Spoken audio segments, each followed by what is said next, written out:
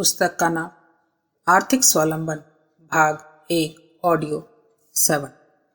राष्ट्र की बेरोजगारी निवारण एवं स्वावलंबन हेतु समन्वित संतुलित औद्योगिक नीति, कुटीर उद्योग एवं बड़े उद्योगों का मिला जुला स्वरूप की आवश्यकता। बेरोजगारी मिटाने के लिए बड़े बड़े उद्योग काम देने वाले नहीं हैं, वरन बेकारी के बढ़ाने के मूल में वे स्वयं एक बहुत बड़ा कारण है। गांवों में बेरोजगारी फैलने का कारण हमारे पहले वाले परंपरागत गृह उद्योगों के ढांचे का टूट जाना है। इस ढांचे के टूट जाने में आजादी के बाद राष्ट्रीय औद्योगिक नीति के रूप में लगाए गए बड़े उद्योगों का बहुत बड़ा हाथ है। अतः बेरोजगारी मिटाने एवं राष्ट्र को स्वावलंबी बनाने के लिए कुटीर उद्योगों एवं बड़े उद्योगों के समन्वित एवं संतुलित प्रयोग की बात की ही कारगर हो सकती है।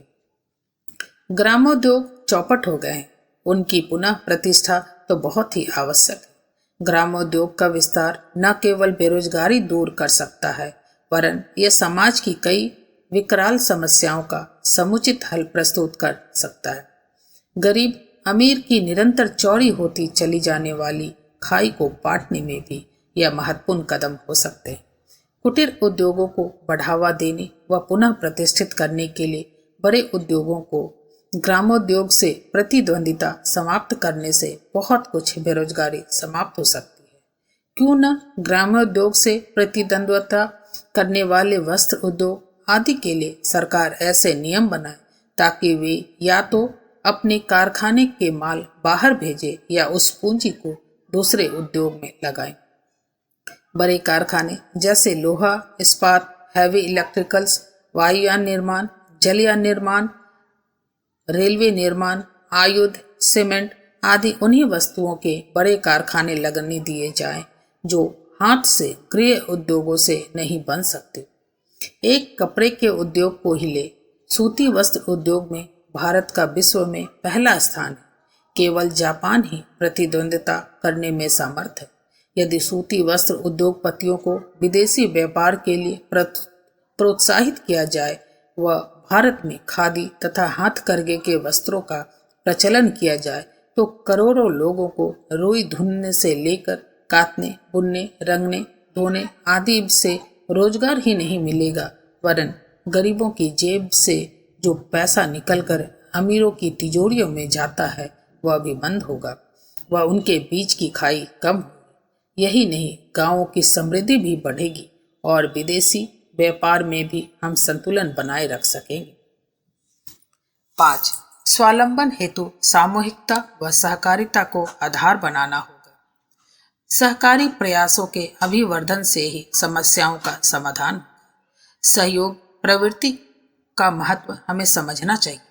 भविष्य में यदि उपलब्ध सुख शांति को स्थिर रखना हो, उलझने सुलझानी हो और प्रगति के पथ पर आगे बढ़ना हो तो इस बात के लिए तत्पर होना चाहिए कि सहकारिता के प्रभाव को निरंतर आगे बढ़ाएं और उसे जीवन की प्रधान रीति नीति में सम्मिलित करके रखें।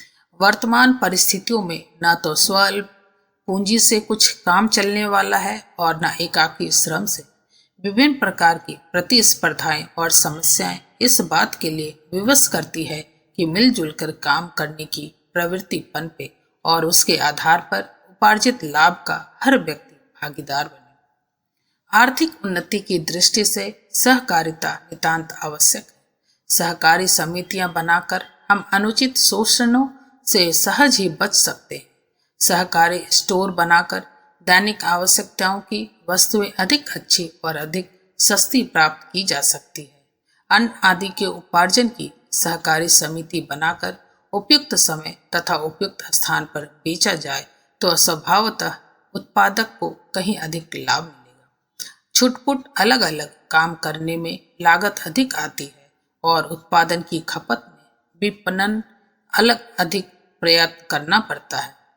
उदाहरणार्थ, सब कपड़े बुनने वाले एक सहकारी समिति बना ले, थोक में वह समिति सूत खरीद ले, उत्पादन को सहकारी समिति जमा कर ले और विक्रय के लिए बड़े व्यापारियों से संबंध बनाकर इकट्ठा बेचे।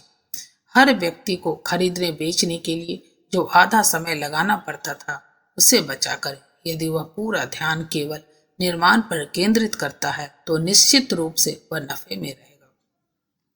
इसी प्रकार कृषि को ले ले। छोटी जोतें किसान के लिए भार मात्र है।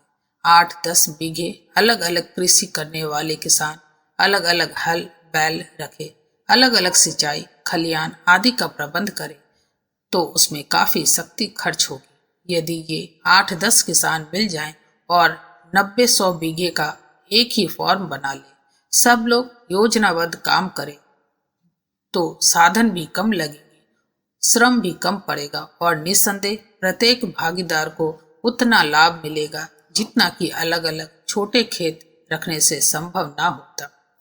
बचत की अलग अलग पड़ी हुई थोड़ी पूंजी को यदि इकट्ठा कर लिया जाए और उससे सहकारिता के आधार पर कोई व्यापार उद्योग चलाया जाए तो उससे कितनों को ही काम मिल सकता है, लोगों की कितनी ही आवश्यकताएं पूरी हो सकती है और पूंजी लगाने वाले को ब्याज मुनाफा घर बैठे मिल सकता है।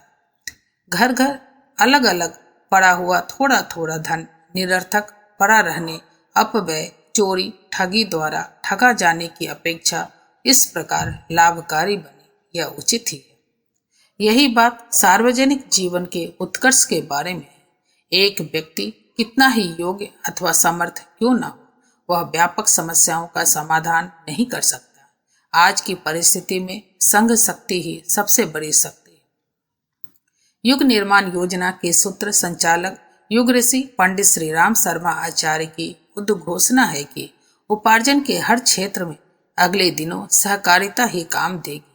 बड़े बड़े मिल कारखाने इन दिनों लिमिटेड कंपनियों के रूप में चल रहे हैं। बड़े उद्योग ही नहीं, अब छोटे उद्योग भी मिलजुल कर चल सकेंगे। लोक मंगल की, समाज कल्याण की समस्याओं का समाधान भी संगठित प्रयत्नों से ही हो सकता है। एकाकी प्रयत्न इन संदर्भों में असफल रहेंगे। अगले दिनों आर्थिक प्रगति व बेकारी की समस्या का हल निकालने के लिए न केवल कुटीर उद्योगों का विस्तार करना होगा वरन सहकारी आंदोलन को भी गति देनी पड़ेगी। मिलजुल कर काम करने से ही अंततः हमारी भौतिक समस्याओं का समाधान होगा। शिक्षा, आयोग व सहकारिता की सम्मिलित त्रिवेणी में स्नान करने से ही हमारे भौतिक अभाव एवं दारिद्र्य का अंत हो। 5.2 स्वयं सहायता बचत समूहों के माध्यम से कुटीर उद्योगों की स्थापना। जैसा कि उल्लेख किया जा चुका है, युग ऋषि की उद्घोषणा है कि आने वाले दिनों में कुटीर उद्योग ही प्रमुख होंगे। ये गांव कस्बों में चलेंगे और सहकारी स्तर पर इनका ढांचा खड़ा होगा। छोटे छोटे कुटीर उद्योग स्थापित करने के लिए सहकारी समिति स्तर का ढांचा स्वयं सहायता बचत समूह के रूप में खड़ा करने का सफल प्रयास मिशन के परिजनों द्वारा पिछले 2-3 वर्षों से किया जा रहा है। इन समूहों के माध्यम से गरीब लोग अपने को स्वयं सहायता बचत समूह के रूप में संगठित कर उद्योग हेतु पूंजी की व्यवस्था अपनी छोटी छोटी दैनिक बचत के आधार पर कर सकते हैं। ऐसे गरीब लोग जिनकी आर्थिक हैसियत सिक्योरिटी एवं गारंटी देने की नहीं है तथा इस कारण बैंक की वित्तीय सहायता से सदैव वंचित रहते हैं, स्वयं सहायता समूह बनाकर अपनी बचत के आधार पर 4 गुना तक लोन समूह के रूप में नाबार्ड की योजना के अंतर्गत बैंक से ले सकते हैं और इससे सामूहिक धंधा स्थापित कर सकते हैं। पिछले 2 वर्ष में व्यवसाय आधारित लगभग 300 समूह गायत्री परिजनों द्वारा क्षेत्रों में बनाए गए हैं। स्वयं सहायता समूह बनाने एवं संचालित करने की विस्तृत जानकारी देने की व्यवस्था शांतिकुंज में स्वावलंबी ग्राम्य विकास के प्रत्येक माह नियमित रूप से चलने वाले 9 दिवसीय एवं 45 दिवसीय रचनात्मक प्रशिक्षण शिविरों में की गई है। शांतिकुंज के रचनात्मक प्रकोष्ठों द्वारा प्रकाशित ग्रामोत्थान की ओर पुस्तक में भी इसकी संपूर्ण जानकारी दी गई। अतः 8-10 ऐसे गरीब लोग जो एक से विचार वाले हो, एक से आर्थिक स्थिति वाले हो तथा कोई एक धंधा सामूहिक रूप से चलाने के लिए सहमत हो को मिलाकर एक स्वयं सहायता समूह बनाना चाहिए। इससे उनकी छोटी छोटी पूंजी एक साथ जुड़ जाएगी, सबका अनुभव व कौशल जुड़ जाएगा तथा प्रयास जुड़ जाएंगे। गरीब लोगों को संगठित होकर एक साथ प्रयास करने के अलावा आज के राजनैतिक व सामाजिक परिवेश में कोई विकल्प है नहीं। इससे उनमें आत्मविश्वास जागृत होता है, कई प्रकार के शोषणों से बच सकने की सामर्थ्य आती है तथा अन्याय के प्रति एकजुट होकर संघर्ष कर सकते हैं। स्वयं सहायता बचत समूह के माध्यम से पूंजी की व्यवस्था, उद्योग का संचालन व विपणन की व्यवस्था आदि सभी सरल हो जाते हैं। यह प्रक्रिया गरीब व अशक्त लोगों के स्वावलंबन के लिए उपयोगी है।